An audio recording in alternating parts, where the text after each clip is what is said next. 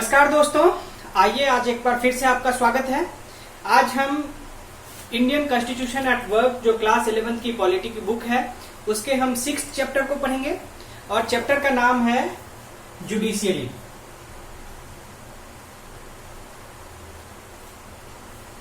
दोस्तों, आप में से कई मित्रों का लगातार कमेंट्स आ रहा था कि सर बड़े बोर्ड का यूज कीजिए, तो आज उनके लिए मैंने एक समाधान निकाला है। पहले भी मैंने समाधान निकाला था लेकिन वो इत्तेफाक से चल नहीं पाया, तो आज मैंने सोचा कि क्यों ना घर के दीवार पे ही पढ़ाया जाए ताकि आपको लेटर्स जो है सो और बड़े बड़े दिख सके। मुझे आशा है आज आपको देखने में परेशानी नहीं हो पा रही होगी। मेरे पास कोई बोर्ड तो है नहीं, लॉकडाउन में अभी कहीं से व्यवस्था भी नहीं की जा सकती है, तो इसलिए जो मेन पर्पस है हमारा वह है कि आप तक चीजें पहुंच जाएं, आप तक चीजें विजिबल रहे, वह चाहे किसी भी तरीके से रहे तो उसका फर्क नहीं पड़ना चाहिए। तो आइए दोस्तों, आज हम पढ़ते हैं जुडिशरी के चैप्टर को। इससे पहले कि हम पढ़ाई शुरू कर सके, एक बार ब्रीफली जो लोग आज इस वीडियो से नए जुड़ेंगे उनके लिए मैं बता दूं कि मेरा नाम भास्कर ज्योति है और मैंने बीपीएससी के 63rd एग्जाम में 38 रैंक हासिल की थी और मैं जवाहरलाल नेहरू यूनिवर्सिटी से इंटरनेशनल रिलेशन में एमफिल किया है मैंने, तथा पीएचडी अभी मेरा चल रहा है। तो दोस्तों, इससे पहले कि हम इस चैप्टर को शुरू कर सके, मैं आपको ब्रीफली एक ओवरव्यू दे देना चाहता हूं कि हमने पहले पढ़ा था कि इंडियन डेमोक्रेसी का 3 पिलर्स है। इंडियन डेमोक्रेसी का 3 पिलर्स है और उस पहले पिलर का नाम हमने पढ़ा था कि उसे हमने एग्जीक्यूटिव का नाम दिया था, एग्जीक्यूटिव। दूसरा पिलर लेजिस्लेचर और तीसरा पिलर जुडिशियरी। तो पिछले क्लासेस में हमने एग्जीक्यूटिव तथा लेजिस्लेचर के बारे में ऑलरेडी पढ़ लिया था। आज बारी है जुडिशरी के बारे में पढ़ने की, तो आज हम जुडिशरी के ही क्लास को इस लेक्चर में पढ़ेंगे। तो दोस्तों, चैप्टर शुरू करते हुए हम सबसे पहले टॉपिक पर चलते हैं और जैसा कि आप देख पा रहे होंगे, जो हमारा पहला टॉपिक है, why do we need an independent judiciary. हमें एक इंडिपेंडेंट जुडिशरी की आवश्यकता क्यों पड़ती है? तो इंडिपेंडेंट जुडिशरी की आवश्यकता क्यों पड़ती है? यदि आप समाज के ताना बाना को समझ जाएंगे तो आप उससे यह समझ जाएंगे कि इंडिपेंडेंट जुडिशरी की आवश्यकता हमें पड़ती क्यों है। दोस्तों देखिए, जब हम समाज में रहते हैं तो समाज में बहुत तरीके का डिस्प्यूट्स होता है और वह डिस्प्यूट कई लेवल पर होता है। वह डिस्प्यूट 2 इंडिविजुअल्स के बीच में हो सकता है, मतलब 2 लोगों के बीच में यह डिस्प्यूट हो सकता है। इंडिविजुअल तथा ग्रुप के बीच में यह डिस्प्यूट हो सकता है। इंडिविजुअल प्लस ग्रुप के बीच में 2 डिस्प्यूट हो सकता है। ग्रुप और ग्रुप के बीच में डिस्प्यूट हो सकता है और ग्रुप का हो सकता है स्टेट के साथ कोई डिस्प्यूट हो जाए। तो इतने तरीके का डिस्प्यूट हमारे समाज में हो सकता है। अब दोस्तों, मान के चलिए स्टेट के साथ किसी का डिस्प्यूट हो जाए और स्टेट ही आपको पता होता है कि स्टेट में लेजिस्लेचर होती है जिसका काम होता है लॉ बनाने का, और यदि लॉ बनाने वाले लोगों को ही डिस्प्यूट सुलझाने की जिम्मेदारी दे दी जाए तो क्या आपको लगता है कि उस डिस्प्यूट को सही तरीके से निपटाया जा सकेगा? नहीं निपटाया जा सकेगा, क्योंकि जो खुद स्टेक होल्डर्स होते हैं वह कभी भी डिस्प्यूट को अच्छे तरीके से निपटने में सहयोग नहीं करेंगे। इसलिए ऐसी स्थिति में हमें एक इस तरह के एम्पायर की आवश्यकता होती है, एक ऐसे न्यूट्रल ऑर्गेनाइजेशन की आवश्यकता होती है जो कि आपके डिस्प्यूट्स को सुलझा सके। तो जो सबसे पहला काम होता है जुडिशरी का, या यूं कहें इंडिपेंडेंट जुडिशरी का, वह यह होता है कि न्यूट्रली तथा विदाउट एनी बाइसेस आपके डिस्प्यूट्स को सेटल कर सके। तो जुडिशरी का जो सबसे पहला काम होता है वह होता है डिस्प्यूट सेटलमेंट का। चलिए अब हम दूसरे काम पे चलते हैं। दोस्तों, कोई भी समाज तभी चल पाता है जब उसमें कोई रूल ऑफ लॉ हो।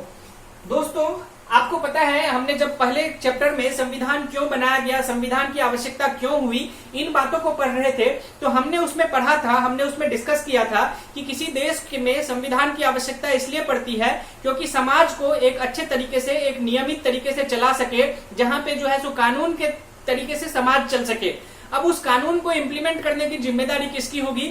उस कानून को तय करने की जिम्मेदारी किसकी होगी? कानून बनाने की जिम्मेदारी किसकी होगी? तो समाज में कोई ऊंच नीच हो, कोई अमीर गरीब हो, कोई बड़े कास्ट से हो, कोई छोटे कास्ट से हो, इन सबको समान न्याय मिल सके, यह काम होता है जुडिशरी को इंश्योर करना। तो जुडिशरी का जो दूसरा काम होता है वह रूल ऑफ लॉ को इस्टेब्लिश करना होता है।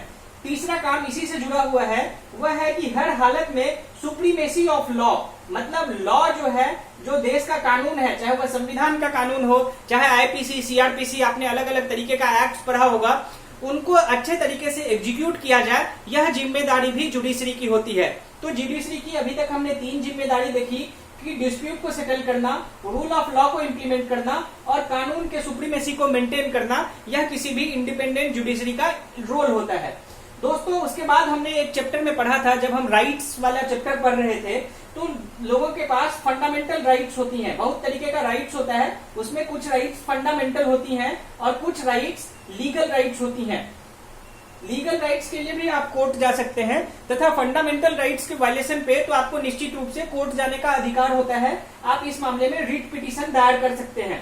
तो दोस्तों इस रिट पिटीशन को दायर करने के लिए या अपने लीगल राइट्स को क्लेम करने के लिए आप कहाँ जाएंगे? तो उस स्थिति में भी आपको एक इंडिपेंडेंट जुडिशरी की आवश्यकता होती है कि आप इंडिपेंडेंट जुडिशरी के पास जाके अपने राइट्स के वायलेशन का जो है सो वहां पे बात रख सकते हैं। और जो 5वां जो महत्वपूर्ण पॉइंट है जिसके लिए एक इंडिपेंडेंट जुडिशरी की आवश्यकता होती है, वह होता है कि दोस्तों यदि कानून का राज नहीं होगा, यदि कोई एक मेंटेन करने वाली सिस्टम नहीं होगी, तो क्या होगा? या तो एक इंडिविजुअल डिक्टेटर हो जाएगा, इंडिविजुअल का डिक्टेटरशिप चलने लगेगा, या फिर एक ग्रुप का भी डिक्टेटरशिप चलना स्टार्ट हो सकता है। तो इस इंडिविजुअल या ग्रुप डिक्टेटरशिप को अवॉइड करने के लिए भी जुडिशरी की आवश्यकता पड़ती है। तो इन 5 बातों को आप ध्यान में रखें कि हमें जुडिशरी की आवश्यकता क्यों पड़ती है। तो डिस्प्यूट के सेटलमेंट के लिए, रूल ऑफ लॉ के लिए, सुप्रीमेसी ऑफ लॉ के लिए, राइट्स को प्रिजर्व करने के लिए, राइट्स को बचाने के लिए, तथा इंडिविजुअल या कलेक्टिव या ग्रुप डिक्टेटरशिप को अवॉइड करने के लिए भी हमें जुडिशरी की आवश्यकता पड़ती है। आशा है दोस्तों अब आप जुडिशरी की आवश्यकता क्यों पड़ती है इस बात को आप समझ गए होंगे। तो चलिए अब हम अगले पॉइंट पर चलते हैं, जो हमारा अगला टॉपिक है इंडिपेंडेंस ऑफ जुडिशरी। अब इंडिपेंडेंस ऑफ जुडिशरी से दोस्तों आप क्या मतलब समझते हैं? इंडिपेंडेंस ऑफ जुडिशरी को यहाँ पे 2 बातों से समझा गया है कि इंडिपेंडेंट ऑफ जुडिशरी का 2 अर्थ होता है। एक पहला, the other organs of government like executive and legislature must not restrain the functioning of judiciary in such a way that it is unable to do justice. Independence of judiciary की हम यदि सबसे पहली बात ध्यान में रखें तो वह क्या है? जो हमारे डेमोक्रेसी का 2 पिलर्स है, जो जुडिशरी के अलावा जो 2 पिलर्स है, लेजिस्लेचर तथा एग्जीक्यूटिव, वह जुडिशरी के काम में कोई इंटरवेंशन ना करे, यह जो है तो जुडिशरी के इंडिपेंडेंस का मतलब होता है। दूसरा काम क्या है? जजेस must be able to perform their functions without fear और फेवर। जो सुप्रीम कोर्ट, हाई कोर्ट या डिस्ट्रिक्ट कोर्ट में जजेज होते हैं, जिनकी जिम्मेदारी होती है आपको न्याय दिलाना, वह अपने कार्य को बिना किसी डर अथवा बिना किसी पक्षपात के कर सके, यह काम यदि कोई चीज सुनिश्चित करता है तो इसका मतलब है कि वह जुडिशरी इंडिपेंडेंट जुडिशरी है। तो इंडिपेंडेंट जुडिशरी को किन 2 बातों से हम एसर्टेन कर सकते हैं? तो उसका यह तरीका है कि यदि लेजिस्लेचर और एग्जीक्यूटिव जुडिशरी के काम में इंटरवेंशन नहीं कर रहा है तो इसका मतलब हमारी जुडिशरी इंडिपेंडेंट है।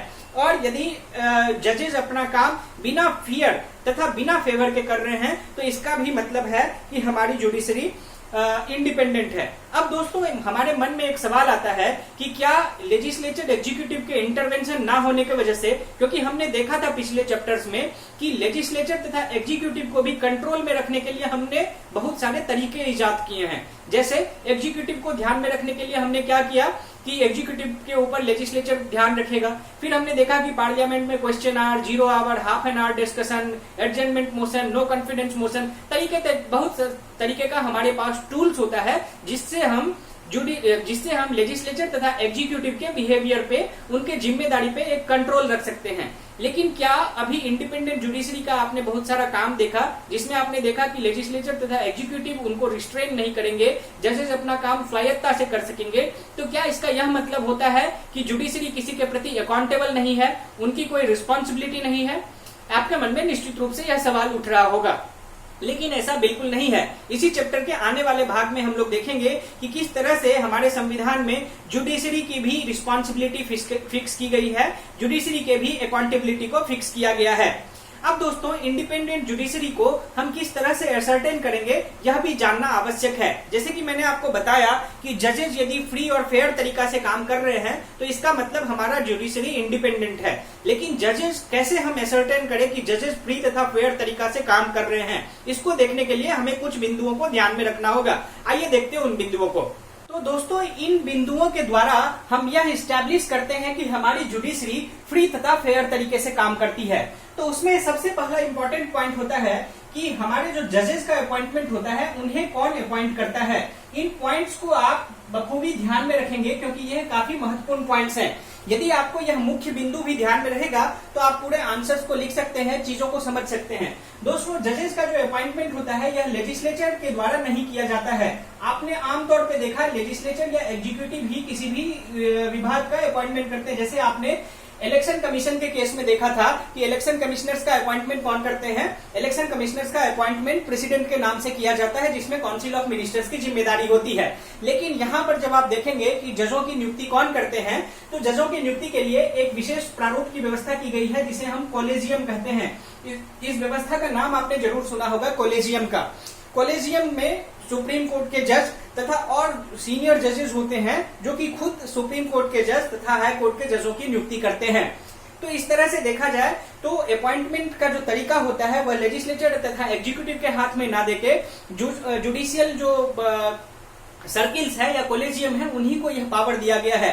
इससे किसी भी पॉलिटिकल पार्टी का इन्फ्लुएंस उन पर उस तरह का नहीं होता है जिस तरह का आप दूसरे किसी डिपार्टमेंट्स में देखते हैं या दूसरे किसी भी जगह पे देखते हैं। दूसरा तरीका होता है दोस्तों कि किस तरह से फ्री एंड फेयरनेस को जो है सो बहाल किया जाए। तो दूसरा तरीका होता है कि जो भी जजेस का अपॉइंटमेंट होता है उनका फिक्स टेन्योर दिया गया है। मतलब वह अपने टेन्योर को खत्म होने से पहले उनको आप अपने पद से हटा नहीं सकते हैं। दोस्तों यदि किसी भी व्यक्ति के काम को आपको प्रभावित करना हो तो उनको आप हमेशा डरा के रख सकते हैं। जैसे आपके यहाँ कोई मजदूर काम कर रहा हो और आप उसके काम से संतुष्ट नहीं है तो आप उसको क्या कहेंगे कि कल मैं तुम्हें काम से हटा दूंगा। इस तरह से वह मजदूर हो सकता है अगले दिन से ज्यादा मेहनत से काम करने लगे या फिर वह और ईमानदारी से काम करने लगे।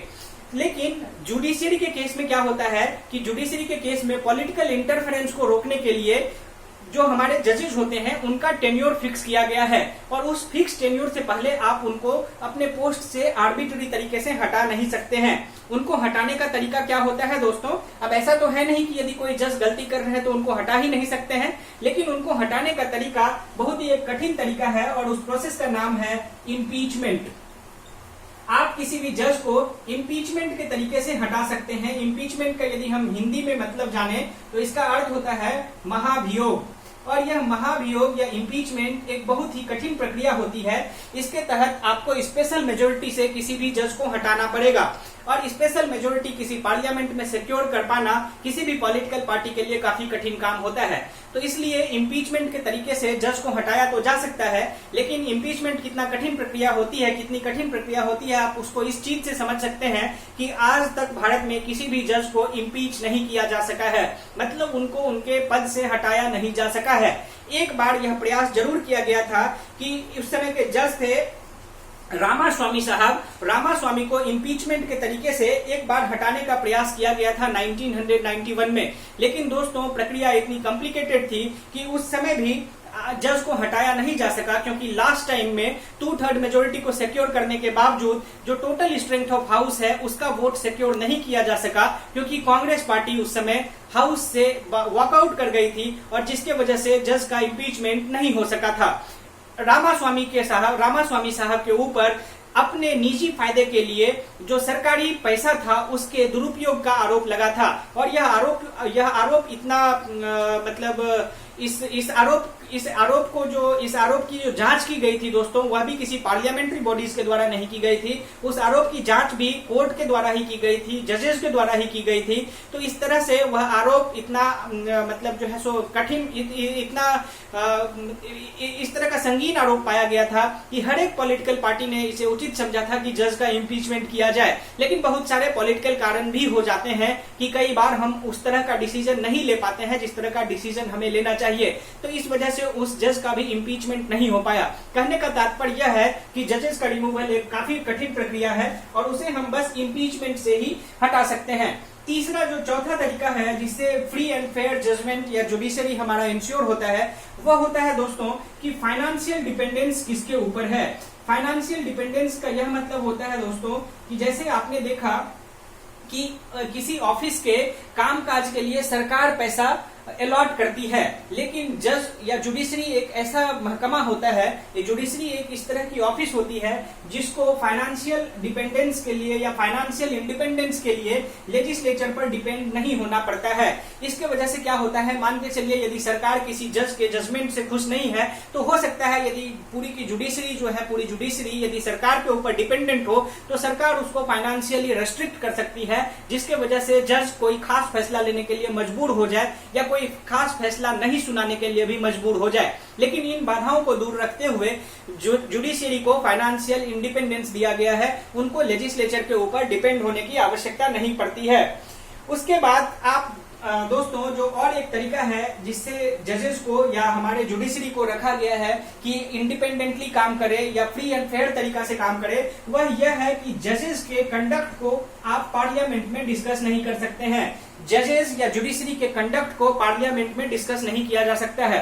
फॉर एग्जाम्पल, जैसे कोई डॉक्टर यदि आपका इलाज ठीक से नहीं करता है तो आप उसका क्रिटिसिज्म कर सकते हैं, लेकिन यदि कोर्ट के द्वारा कोई फैसला सुनाया जाता है जिससे आप नाखुश हैं तो उस तरह के फैसला या किसी जज के पर्सनल कंडक्ट के बारे में पार्लियामेंट में उस पर डिबेट नहीं हो सकता है। बस एक ही मुद्दा है जहां पे पार्लियामेंट में जज के कंडक्ट के ऊपर डिबेट होता है, वह तब होता है जब जज के रिमूवल की बात होती है। जब जज को इम्पीच करना होता है तभी किसी जज के पर्सनल कंडक्ट के बारे में पार्लियामेंट में बात किया जाता है। तो इस तरह से देखा जाए तो जज को या पूरी जुडिशरी को इम्यून रखा गया है पर्सनल क्रिटिसिज्म से, उसको पर्सनल क्रिटिसिज्म के दायरे से मुक्त रखा गया है जिससे कि वह ईमानदारी से इंडिपेंडेंटली काम कर सके। तो पर्सनल इम्यूनिटी दी गई है कि जजेस के कंडक्ट को आप डिस्कस नहीं कर सकते हैं। यदि आप कोर्ट के आदेश का अवहेलना करेंगे तो उसे कंटेम्प्ट ऑफ कोर्ट माना जाएगा। Contempt of court, contempt of court का मतलब यह होता है दोस्तों कि यदि आप कोर्ट की बुराई करेंगे, कोर्ट की निंदा करेंगे तो यह एक, मैंने आपको उस चैप्टर में भी पढ़ाया था जब हम फ्रीडम ऑफ मूवमेंट की बात कर रहे थे, तो फ्रीडम ऑफ मूवमेंट में भी आपको हर तरीके का जो है सो फ्रीडम ऑफ एक्सप्रेशन दिया गया है। राइट टू फ्रीडम के अंदर आप हर तरीके का फ्रीडम एक्सप्रेस कर सकते हैं, लेकिन यदि आप कोर्ट के किसी भी कंडक्ट की बुराई करते हैं, निंदा करते हैं तो यह कंटेम्प्ट ऑफ कोर्ट माना जाएगा और कंटेम्प्ट ऑफ कोर्ट के आरोप में आपको सजा भी सुनाई जा सकती है। तो इस तरीके से देखा जाए तो इन 6 तरीकों से यह सुनिश्चित किया गया है कि हमारी जुडिशरी इंडिपेंडेंट तरीके से काम कर सके।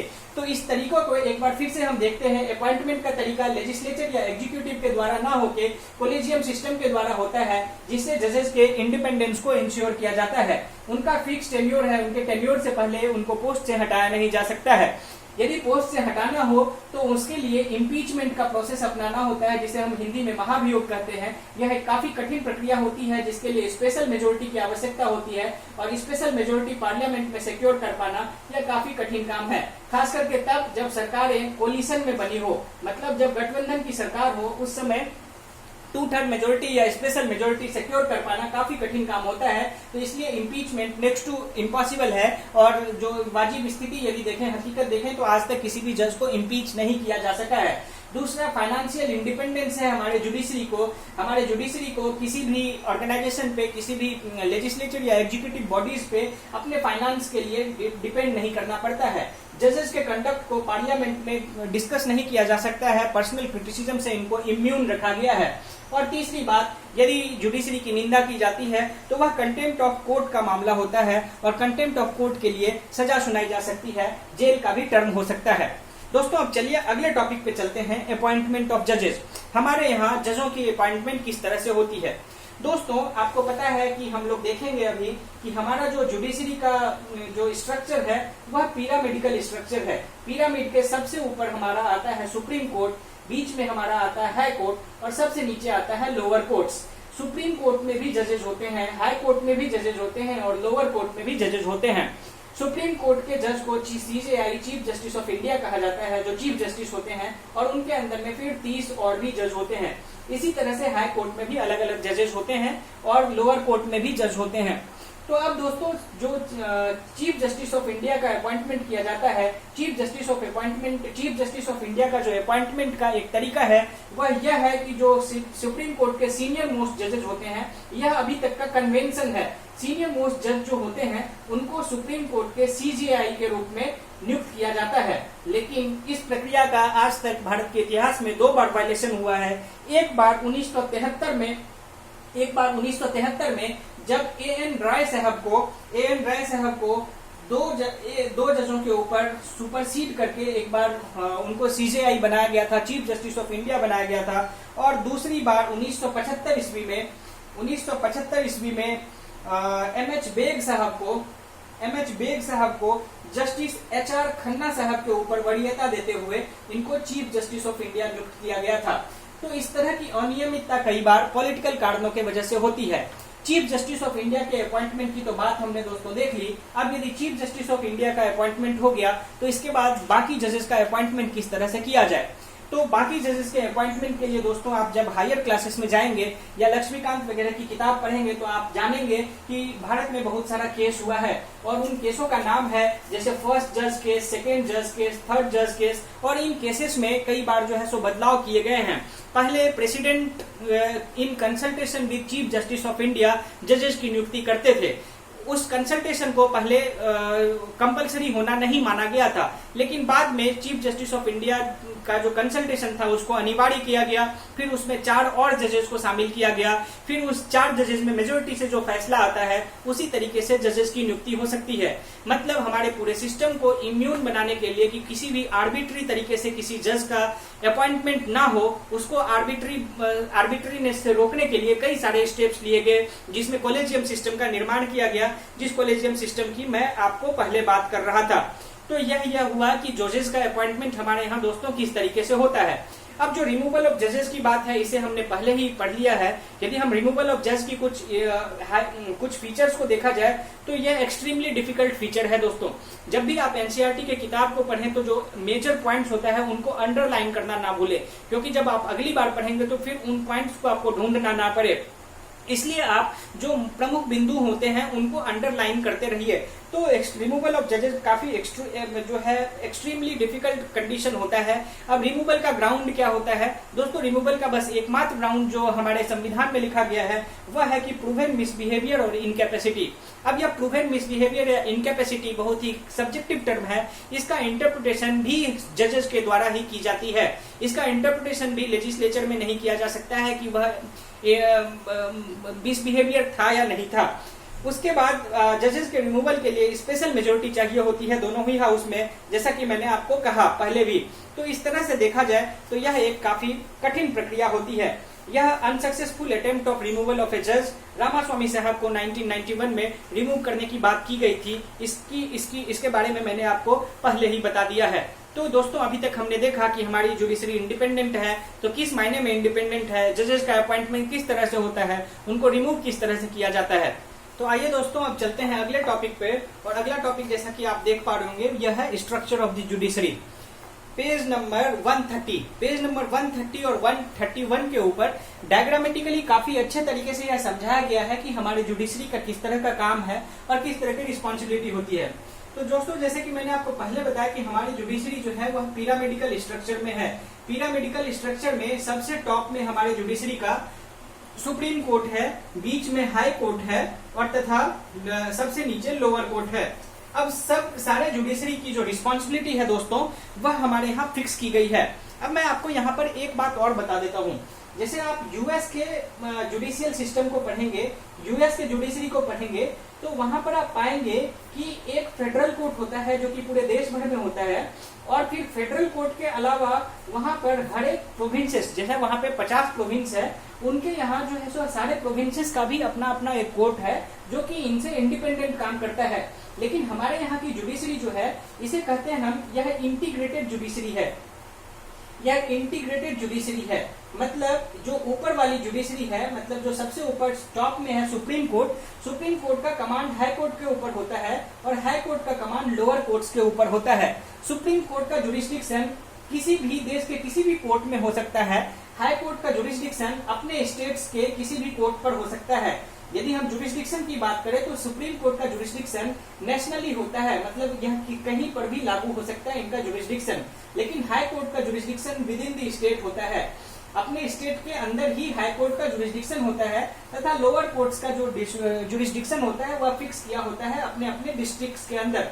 तो दोस्तों यह मेजर स्ट्रक्चर है। अब आप लोअर कोर्ट्स को दो भाग में बांट सकते हैं। लोअर कोर्ट का एक पार्ट हो जाता है दोस्तों डिस्ट्रिक्ट कोर्ट और दूसरा पार्ट हो जाता है सबऑर्डिनेट कोर्ट्स। अब सबऑर्डिनेट कोर्ट्स और लोअर कोर्ट में दोस्तों अंतर यह होता है, डिस्ट्रिक्ट कोर्ट में डिस्ट्रिक्ट जज बैठते हैं, तथा सबऑर्डिनेट कोर्ट में जो अपॉइंटमेंट होता है, जैसा कि अभी हमने पढ़ा कि सुप्रीम कोर्ट तथा हाई कोर्ट का जो अपॉइंटमेंट होता है वह कॉलेजियम सिस्टम से होता है। लेकिन सबऑर्डिनेट कोर्ट का यदि आप अपॉइंटमेंट पढ़ेंगे तो हर एक एग्जाम, हर एक स्टेट में उस स्टेट की जो कमीशन होती है, पब्लिक सर्विस कमीशन, मोस्टली वह जुडिशियल एग्जाम्स करवाती है और जुडिशियल एग्जाम्स के तहत इनका जो है सो अपॉइंटमेंट होता है। सबऑर्डिनेट कोर्ट्स की जो जुरिस्डिक्शन है उसे फिक्स किया गया है अमाउंट के रूप में, मतलब कि मान के चलिए कि 5,000 तक का मामले, 5,000 तक के सिविल मामलों को सबऑर्डिनेट कोर्ट सुन सकती है। बस मैं एक एग्जाम्पल के रूप में कह रहा हूं।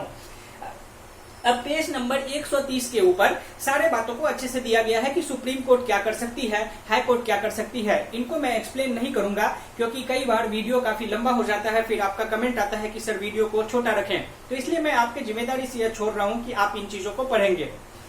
चलिए दोस्तों, अब जब हम जुरिस्डिक्शन की बात कर रहे थे तो हमारे कॉन्स्टिट्यूशन में सारे कोर्ट्स के जुरिस्डिक्शन को फिक्स किया गया है। आइए देखते हैं कि किस कोर्ट का क्या जुरिस्डिक्शन होता है। हमारे कोर्ट में जुरिस्डिक्शन को कुछ टेक्निकल टर्म्स में डिफाइन किया गया है। यह काफी महत्वपूर्ण टॉपिक है। इस टॉपिक को मैं आपको अच्छे से बताऊंगा ताकि इस टॉपिक को आप समझ सकें। दोस्तों देखिए, इसमें हम सबसे पहले सुप्रीम कोर्ट के जुरिस्डिक्शन की बात करेंगे। सुप्रीम कोर्ट के पास हमारे यहाँ कुछ प्रकार का जुरिस्डिक्शन है, जिसमें से पहले जुरिस्डिक्शन का नाम है ओरिजिनल जुरिस्डिक्शन। ओरिजिनल जुरिस्डिक्शन, मैं एक एक टर्म को आपको समझाऊंगा, उससे पहले मैं सारे टर्म्स को आपको यहाँ पर लिख के बता दूं। दूसरा टर्म है दोस्तों अपीलेट जुरिस्डिक्शन। Appellate jurisdiction. तीसरा जो सुप्रीम कोर्ट का जुरिस्डिक्शन है वह है एडवाइजरी जुरिस्डिक्शन। Advisory jurisdiction. चौथा रिट जुरिस्डिक्शन। और इसके अलावा सुप्रीम कोर्ट को एक स्पेशल पावर ऑफ लीव भी दिया गया है, special power of leave petition. अब दोस्तों आइए बात करते हैं सारे जुरिस्डिक्शन को एक एक करके कि ओरिजिनल जुरिस्डिक्शन क्या होता है, अपीलेट जुरिस्डिक्शन क्या होता है, एडवाइजरी जुरिस्डिक्शन क्या होता है, रिट जुरिस्डिक्शन क्या होता है। सबसे पहले मैं यहाँ पर बात करूंगा रिट जुरिस्डिक्शन की, क्योंकि रिट जुरिस्डिक्शन के बारे में हमने पहले भी पढ़ा है। फंडामेंटल राइट्स का चैप्टर जब हम पढ़ रहे थे दोस्तों, तो उसमें मैंने आपको बताया था कि आर्टिकल 32 के तहत कोई भी व्यक्ति सुप्रीम कोर्ट में रिट पिटीशन फाइल कर सकता है।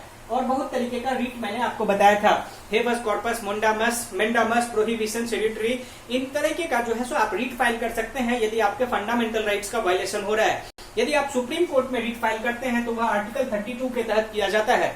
और यदि सेम तरीके का रिट आप यदि हाई कोर्ट में फाइल करते हैं तो वह आर्टिकल 226 के तहत फाइल किया जाता है। ये दो आर्टिकल काफी महत्वपूर्ण हैं, इन दोनों आर्टिकल्स को आप याद रखेंगे। जो डिफरेंस है सुप्रीम कोर्ट के रिट में और हाई कोर्ट के रिट में, आप सुप्रीम कोर्ट में बस फंडामेंटल राइट्स के वायलेशन के लिए रिट पिटीशन फाइल कर सकते हैं, लेकिन हाई कोर्ट्स में आप फंडामेंटल राइट्स के अलावा यदि आपके नॉर्मली किसी और भी राइट्स का वायलेशन हो रहा है, किसी अन्य मामलों के लिए भी रिट फाइल कर सकते हैं। तो यह जो जुरिस्डिक्शन होता है सुप्रीम कोर्ट का या हाई कोर्ट का, इसे हम रिट जुरिस्डिक्शन कहते हैं। आशा है कि आपको रिट जुरिस्डिक्शन समझ में आ गया होगा। चलिए अब बात करते हैं ओरिजिनल जुरिस्डिक्शन की। अब दोस्तों मान के चलिए, मैंने आपको पहले भी कहा था कि डिस्प्यूट्स बहुत तरीके का हो सकता है। दो इंडिविजुअल के बीच में हो सकता है, दो इंडिविजुअल और एक ग्रुप के बीच में हो सकता है, दो ग्रुप्स के बीच में हो सकता है, इंडिविजुअल और स्टेट्स के बीच में हो सकता है। यदि स्टेट और स्टेट के बीच में भी कोई डिस्प्यूट हो जाए, यदि स्टेट और सेंटर के बीच में कोई जुरिस्डिक्शन हो जाए, तो इस तरह का जुरिस्डिक्शन, इस तरह के मामलों की सुनवाई कौन करेगा? तो इस तरह के मामलों में सुप्रीम कोर्ट को ओरिजिनल जुरिस्डिक्शन दिया गया है। मतलब यह मामला ऑटोमेटिकली सुप्रीम कोर्ट के खाते में जाता है। यदि इस दो स्टेट के बीच में कोई डिस्प्यूट हो जाए, स्टेट या केंद्र के बीच में, राज्य तथा केंद्र के बीच में यदि कोई डिस्प्यूट हो जाए, तो इन तरह के मामलों की सुनवाई सुप्रीम कोर्ट करता है।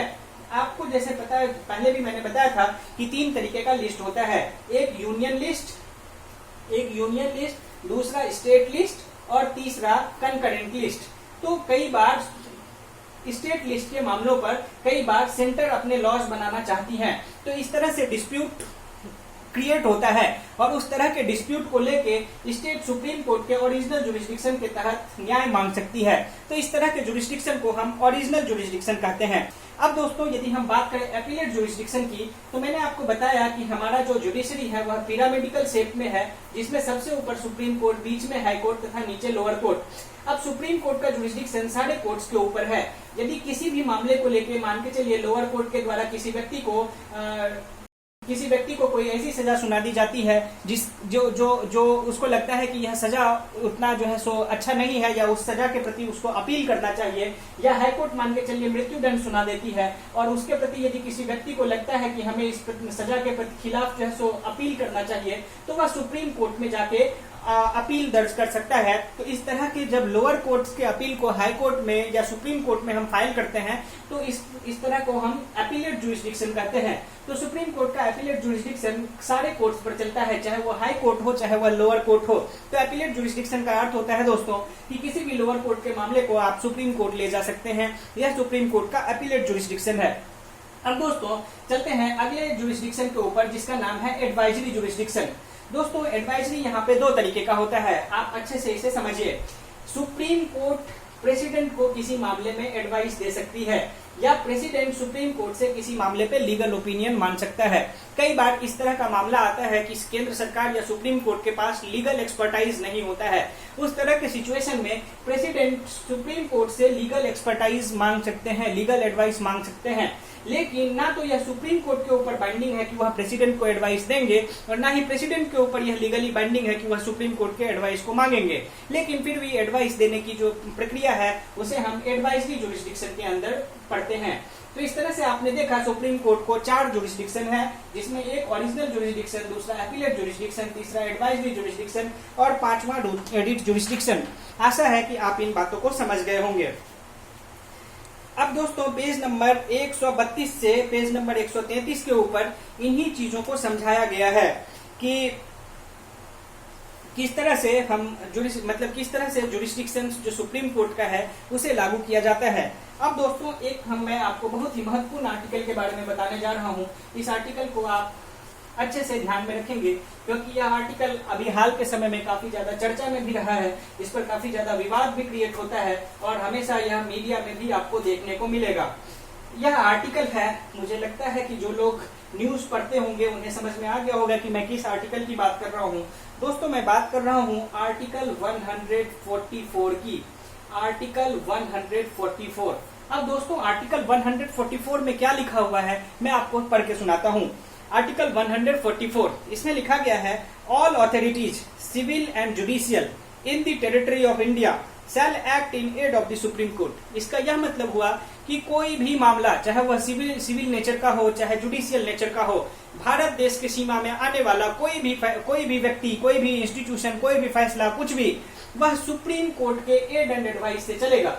मतलब यूं कहा जाए कि आर्टिकल 144 का इस्तेमाल करते हुए सुप्रीम कोर्ट भारत के किसी भी मामले को सुनवाई कर सकती है, किसी भी मामले पे सुनवाई कर सकती है, किसी भी मामले को अपने कोर्ट में ला सकती है, किसी भी मामले पर जो है सो हस्तक्षेप कर सकती है। यदि अच्छे तरीके से यूज किया जाए तो यह इंडिपेंडेंस ऑफ जुडिशरी होगा तथा अकाउंटेबिलिटी ऑफ जुडिशरी को फिक्स करेगा, तथा लेजिस्लेटिव एग्जीक्यूटिव के ऊपर एक कंट्रोल रहेगा जुडिशरी का। लेकिन कई बार जब यह संतुलन बिगड़ जाता है दोस्तों, तो आर्टिकल 144 का दुरुपयोग माना जाता है और लेजिस्लेचर और एग्जीक्यूटिव के द्वारा बार बार यह कहा जाता है कि हमारे प्रोसेस में इंटरवेंशन किया जा रहा है। तो यह आर्टिकल 144 का यदि मिसयूज होता है तो वह काफी खतरनाक स्थिति हो जाती है। आगे हम पढ़ेंगे कि जुडिशियल एक्टिविज्म क्या होता है और जुडिशियल एक्टिविज्म का क्या नुकसान होता है दोस्तों, तो आगे पढ़ेंगे। इससे पहले मैंने आपको आर्टिकल 144 बता दिया और मुझे आशा है कि आप आर्टिकल 144 को ब्रीफली समझ लिए होंगे। चलिए दोस्तों अब हम जानने का प्रयास करते हैं कि यह जुडिशियल एक्टिविज्म क्या है। जब मैंने आपको आर्टिकल 144 के बारे में बता दिया, तो आइए एक और टर्म को जानते हैं, जुडिशियल एक्टिविज्म क्या होता है। दोस्तों 1979 ईस्वी के आसपास, पहले मैंने आपको बताया कि रीट जुरिस्डिक्शन क्या होता है सुप्रीम कोर्ट का। रीट जुरिस्डिक्शन के अंदर यदि किसी व्यक्ति के फंडामेंटल राइट का वायलेशन होता है तो वह व्यक्ति कोर्ट में जाके न्याय मांग सकता है, गुहार लगा सकता है, यह रीट जुरिस्डिक्शन है। लेकिन मान के चलिए कोई कमजोर तबका का व्यक्ति है, कोई मजदूर है, कोई दलित, शोषित, वंचित है, जिसे अपने अधिकारों की जानकारी नहीं है और उसके फंडामेंटल राइट का वायलेशन हो रहा है, तो क्या ऐसी स्थिति में वह सुप्रीम कोर्ट तक जा पाएगा या हाई कोर्ट तक जा पाएगा? क्या वह रीट पिटीशन फाइल कर पाएगा? तो इन्हीं चीजों को खत्म करते हुए 1979 तथा 1980 में कुछ क्रांतिकारी कदम लिए गए हमारे इंडियन जुडिशियल सिस्टम के द्वारा, और उस कदम को हम जानते हैं जिसने जुडिशियल एक्टिविज्म की भारत में नींव रखी। और वह सिस्टम यह था दोस्तों कि 1979 में बिहार के जेल में कुछ कैदियों को बहुत ही अमानवीय तरीके से रखा गया था। कुछ कैदियों को, मतलब जो जेल में कैदी रहते हैं, उनको बहुत ही अमानवीय तरीके से रखा गया था। तो उसके खिलाफ कुछ लोगों ने कोर्ट में केस दायर किया, जिसे Hussain Alam Ara versus state of Bihar, Hussain Alam Ara versus state of Bihar, यह एक काफी नामी केस है, जिसमें 1979 में कोर्ट में एक पिटीशन फाइल किया गया और कोर्ट ने उस पिटीशन की सुनवाई भी की। उसी समय 1980 में दिल्ली के एक जेल में Sunil Batra versus Delhi government, Delhi state का एक मामला आया, जिसमें दिल्ली के एक जेल में एक व्यक्ति को बहुत ही मानवीय तरीका से रखा गया था और उस व्यक्ति ने बहुत ही किसी भी तरीके से एक पेपर पर कोई खत लिखकर सुप्रीम कोर्ट के जज तक वह खबर पहुंचाई कि इस जेल में कैदियों को बहुत ही अमानवीय तरीके से रखा जाता है। तो इस चीज पर सुनवाई करते हुए दिल्ली के जेलों का विजिट किया गया था और उसके बाद इस दोनों ही जजमेंट के बाद 1979 तथा 1980 के जजमेंट के बाद कैदियों के हालत में काफी सुधार हुई। साथ ही साथ यह जो है सो एक बार भी आ गई कि जुडिशियल एक्टिविज्म का दौर चला, जिसमें पर्सनल इंटरेस्ट लिटिगेशन, मतलब जब व्यक्ति को अपना इंटरेस्ट नहीं पता हो लेकिन किसी दूसरे व्यक्ति के इंटरेस्ट को बचाते हुए कोई तीसरा व्यक्ति उसके खिलाफ उसके लिए रिट पिटीशन डालता है, जिससे सार्वजनिक चीजों की स्थिति ठीक होती है, तो उसको हम पर्सनल इंटरेस्ट लिटिगेशन कहते हैं। कहने का यह मतलब है कि कहीं करप्शन हो रहा है, कहीं अमानवीय तरीके से मजदूरों के साथ बर्ताव हो रहा है, और उन सारी स्थिति में यदि जो पीड़ित व्यक्ति हैं वह खुद से पिटीशन नहीं डाल सकते हैं, तो जो एडवोकेट्स होते हैं या सिविल सोसाइटी ग्रुप्स होते हैं, जिनको यह पता होता है कि अमुक जगह पर कभी अमानवीय तरीके से व्यवहार किया जाता है या करप्शन के मामले हैं, तो वह व्यक्ति उन व्यक्तियों के इंटरेस्ट में एक पब्लिक इंटरेस्ट लिटिगेशन फाइल कर सकता है और सुप्रीम कोर्ट उस पर्सनल इंटरेस्ट लिटिगेशन पर जो है सो सुनवाई करती है और उस सुनवाई से काफी ज्यादा क्रांतिकारी फैसला लिया गया है। दोस्तों, आपने अभी हाल में सुना होगा कि जो 2G केस हुआ था, स्पेक्ट्रम एलोकेशन का, कॉमनवेल्थ गेम्स का केस हुआ था, यह सारे केस पर्सनल इंटरेस्ट लिटिगेशन के ही तहत फाइल किया गया था। कई बार हवाला मामले में जो कई सारा पर्सनल इंटरेस्ट लिटिगेशन फाइल किया गया, स्कूल के फीस बढ़ोतरी के मामले में पर्सनल इंटरेस्ट लिटिगेशन फाइल किया गया, और इन सारे मामलों पे जुडिशियरी ने बढ़ चढ़ कर हिस्सा लिया। कई बार अखबारों में छपे खबर के आधार पे सुओ मोटो केस फाइल करते हुए, सुओ मोटो मतलब सुप्रीम कोर्ट ने खुद कार्रवाई करते हुए सुओ मोटो सुनवाई की, उसको जो है सो केस में डलवाया, पिटीशन डलवाया तथा खुद सुनवाई की तथा कई सारे मामलों को निपटारा किया गया। तो इस तरह के काम को हम जुडिशियल एक्टिविज्म कहते हैं, जो कि जुडिशरी के मेन काम से हट के कुछ काम है। लेकिन जुडिशियल एक्टिविज्म का दोस्तों यह तो आपने देखा कि कई सारे फायदे होते हैं, जैसे कि लेजिस्लेटिव तथा एग्जीक्यूटिव जहां पे फेल होता है वहां पे जुडिशियल एक्टिविज्म करके कोर्ट जो है सो लोगों को राहत पहुंचाती है। लेकिन दोस्तों, हमारे लोकतांत्रिक व्यवस्था में कानून बनाने का अधिकार हमारे लेजिस्लेचर को दिया गया है, हमारे एग्जीक्यूटिव को दिया गया है। यदि निरंतर तरीके से जुडिशरी यदि आगे बढ़ बढ़ के कानून बनाती है, तो कहीं ना कहीं यह लेजिस्लेचर तथा एग्जीक्यूटिव के कामों में हस्तक्षेप माना जाता है। आपको मैं एक डायग्राम के साथ बताना चाहूंगा कि मान के चलिए यह एक फलक्रम है और यह फलक्रम पे जो है सो एक लोड है और इस पे बड़ा फाइन बैलेंस में हमारी जुडिशरी तथा हमारा लेजिस्लेचर चलता है। जुडिशरी तथा लेजिस्लेचर चलता है। यदि दोनों में से कोई भी एक ज्यादा प्रेशर एक्सर्ट करेगा तो यह इस साइड, यह जो है फलक्रम इस साइड झुक जाएगा। यदि जुडिशरी भी अपने काम को अपने क्षेत्र से हट के करेगी तो यह फलक्रम इस साइड झुक जाएगा। तो जो हमारे यहाँ एक बैलेंस क्रिएट होता है जुडिशरी तथा लेजिस्लेचर के बीच में, यह फाइन बैलेंस खत्म हो जाएगा, क्योंकि हमारे संविधान में सेपरेशन ऑफ पावर की बात की गई है। लेकिन इस सेपरेशन ऑफ पावर में यदि जुडिशरी ओवर स्टेप करती है इस पॉइंट के बाद, तो हम इसे जुडिशियल एक्टिविज्म को एक नया टर्म देते हैं, जिसे हम कहते हैं judicial over reach. Judicial overreach, इस टर्म को आप ध्यान में रखें, कई बार इसे जुडिशियल एडवेंचरिज्म भी कहा जाता है, जुडिशियल एडवेंचरिज्म। दोस्तों इसका यह मतलब हुआ कि जुडिशियरी जब अपने काम से हट के लेजिस्लेचर तथा एग्जीक्यूटिव के काम में बार बार इंटरवेंशन करती है, इंटरफेरेंस करती है, तो वह जुडिशियल ओवररीच का मामला हो जाता है। कई बार आपने सुना होगा कि पर्यावरण के मामलों पे, करप्शन के मामलों पे सुप्रीम कोर्ट के द्वारा बहुत सारा जजमेंट आता है। इसमें दो तरह की बातें हो सकती है। एक तो सुप्रीम कोर्ट के पास हर एक मामला के सुनवाई का एक्सपर्टाइज नहीं होता है। सुप्रीम कोर्ट में लोग लीगल एक्सपर्ट होते हैं, ना कि पर्यावरण के एक्सपर्ट होते हैं। और इस तरह के मामलों की ओरिजिनली सुनने की जो क्षमता दी गई है या शक्ति दी गई है वह लेजिस्लेचर में दी गई है। तो दो तरीके से वायलेशन होता है। एक तो आप गलत तरीके का फैसला भी दे सकते हैं, दूसरी आप लेजिस्लेचर का वायलेशन कर सकते हैं। तो इसलिए जुडिशियल एक्टिविज्म को हमें जुडिशियल ओवररीच बनाने से बचना चाहिए, और तभी जो है सो हमारे पार्लियामेंट के ऊपर हमारे जो सिस्टम का एक थीम बैलेंस जो है वह बचा रह पाएगा। अब दोस्तों चलिए जो लास्ट टॉपिक है इस चैप्टर का उसे हम जानते हैं, और जो अंतिम टॉपिक है वह है दोस्तों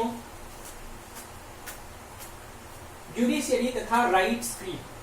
हमने पहले भी रीट पिटीशन के बारे में पढ़ा। जुडिशियरी तथा राइट्स एक दूसरे से काफी ज्यादा इंटरलिंक्ड हैं। जुडिशियरी एंड राइट्स, आपने पहले भी देखा है कि जुडिशरी और राइट्स इसलिए इंटरलिंक्ड हैं क्योंकि रीट पिटीशन दायर करने का जो एक कैपेसिटी होता है वह सुप्रीम कोर्ट तथा हाई कोर्ट के ऊपर दिया गया है।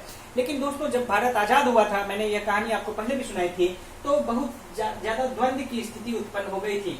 द्वंद्व इस बात की कि क्या राइट्स का हम बचाव करें, फंडामेंटल राइट्स का बचाव करें, या हम सोसाइटी को एक इक्विटेबल सोसाइटी इस्टेब्लिश कर सकें। आपको मैंने बताया था कि राइट टू प्रॉपर्टी इनिशियली एक फंडामेंटल राइट था। राइट टू प्रॉपर्टी इनिशियली एक फंडामेंटल राइट था, लेकिन हमारे कॉन्स्टिट्यूशन के डायरेक्टिव प्रिंसिपल्स में लिखा गया था कि हमें जमींदारी को एबॉलिश करना है, जमींदारी सिस्टम को खत्म करना है। इसके वजह से कई सारे एक्ट लाए गए, tenancy act, land ceiling act. लेकिन टेनेंसी तथा लैंड सीलिंग एक्ट को अमली जामा पहनाने के लिए यह जरूरी था कि राइट टू प्रॉपर्टी के ऊपर कोई कंट्रोल हो। यदि आपने कोई प्रॉपर्टी खरीद लिया है तो उसका यदि वो फंडामेंटल राइट होता है तो कोई व्यक्ति रिट पिटीशन डाल के उसके बचाव के लिए मांग कर सकता है। तो इस वजह से सुप्रीम कोर्ट ने शुरुआती जो फैसले सुनाए थे वह लेजिस्लेचर के अगेंस्ट में था। सुप्रीम कोर्ट का यह मानना था कि आप फंडामेंटल राइट्स को वायलेट नहीं कर सकते हैं, उस पर नए कानून नहीं बना सकते हैं। तो सुप्रीम आप पढ़ेंगे Shankari Prasad case, Golaknath case, LIC case, इन सारे मामलों में supreme court word by word चलती थी कॉन्स्टिट्यूशन के। लेकिन बाद में ऐसी जरूरत महसूस हुई कि सुप्रीम कोर्ट ने फाइनली 1973 में एक लैंडमार्क जजमेंट सुनाया। यह लैंडमार्क जजमेंट है, इस जजमेंट को आप ध्यान में रखेंगे। 1973 केशवानंद भारती केस, केशवानंद भारती केस।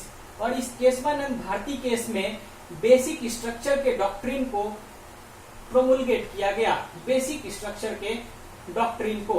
अब यह बेसिक स्ट्रक्चर का डॉक्ट्रिन क्या है दोस्तों? क्योंकि बार बार लेजिस्लेचर तथा जुडिशरी के बीच में कंफ्लिक्ट होता था कि लेजिस्लेचर को क्या पावर है, किन लॉज को मॉडिफाई कर सकती है, या क्योंकि आप देखेंगे आर्टिकल 13 के तहत, यह भी आर्टिकल काफी महत्वपूर्ण है, इस आर्टिकल को भी आप ध्यान में रखेंगे। आर्टिकल 13 के तहत सुप्रीम कोर्ट किसी भी ऐसे लॉ को नल एंड वाइड घोषित कर सकती है, नल एंड वाइड घोषित कर सकती है जो उसे लगता है कि कॉन्स्टिट्यूशन के नियम के खिलाफ इनकॉन्सिस्टेंट है। तो आर्टिकल 13 के तहत सुप्रीम कोर्ट किसी भी कानून को, ऐसे कानून को जो कि कॉन्स्टिट्यूशनली इनकॉन्सिस्टेंट है, उसे नल एंड वाइड घोषित कर सकती है। तो लेजिस्लेचर के ऊपर एक बहुत बड़ा चैलेंज था कि हम किस तरह से सुप्रीम कोर्ट तथा मतलब जुडिशरी तथा लेजिस्लेचर के बीच में एक बैलेंस क्रिएट किया जा सके। तो 1973 में एक केशवानंद भारती केस हुआ, और केशवानंद भारती केस में फाइनली यह कहा गया कि कॉन्स्टिट्यूशन में कुछ बेसिक स्ट्रक्चर है जिसको आप वायलेट नहीं कर सकते हैं। लेकिन यह बेसिक स्ट्रक्चर कौन डिसाइड करेगा, यह पावर फिर सुप्रीम कोर्ट ने अपने पास रख लिया। यह पावर लेजिस्लेचर के ऊपर नहीं है कि लेजिस्लेचर यह तय नहीं करेगी कि सुप्रीम कोर्ट या लेजिस्लेचर यह तय नहीं करेगी कि बेसिक स्ट्रक्चर का क्या क्या कंपोनेंट है।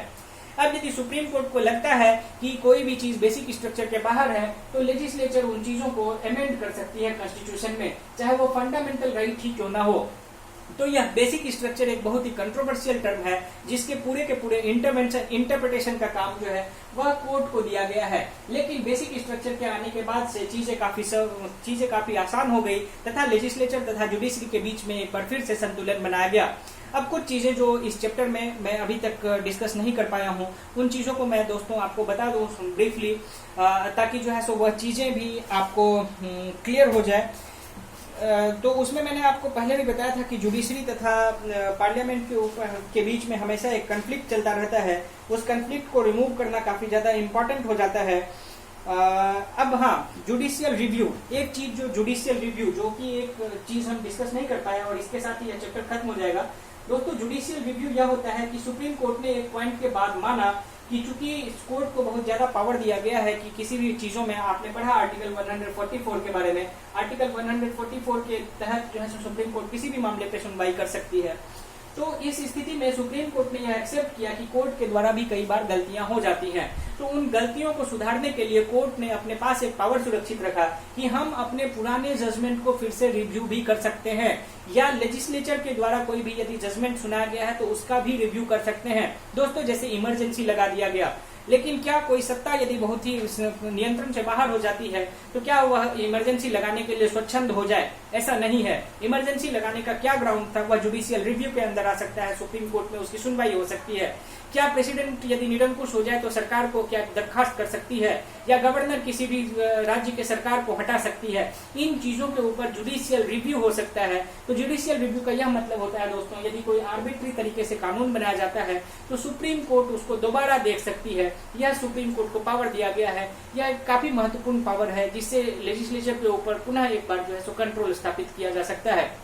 तो दोस्तों, इसी तरह यह चैप्टर में जो भी इंपॉर्टेंट पॉइंट था इसे हमने डिस्कस कर लिया। आशा है आज आपकी विजिबिलिटी भी ठीक रही होगी। तो इसी के साथ इस चैप्टर को खत्म करते हैं। इस चैप्टर में हमने पढ़ा कि सुप्रीम कोर्ट का क्या जुरिस्डिक्शन है, सुप्रीम कोर्ट किस तरह से फ्री एंड फेयर तरीके से काम करता है, हमारी जुडिशरी और हमारे लेजिस्लेचर तथा एग्जीक्यूटिव के बीच में किस तरह से एक फाइन बैलेंस है, और यदि वह फाइन बैलेंस खराब होता है तो कैसे स्थिति खराब हो सकती है। तो इसी के साथ दोस्तों इस चैप्टर को यहीं पे खत्म करते हैं। फिर मिलेंगे अगले चैप्टर के साथ। आप यूं ही इसी तरह कमेंट करके बताते रहे कि आपको चैप्टर कैसा लग रहा है। बहुत बहुत धन्यवाद।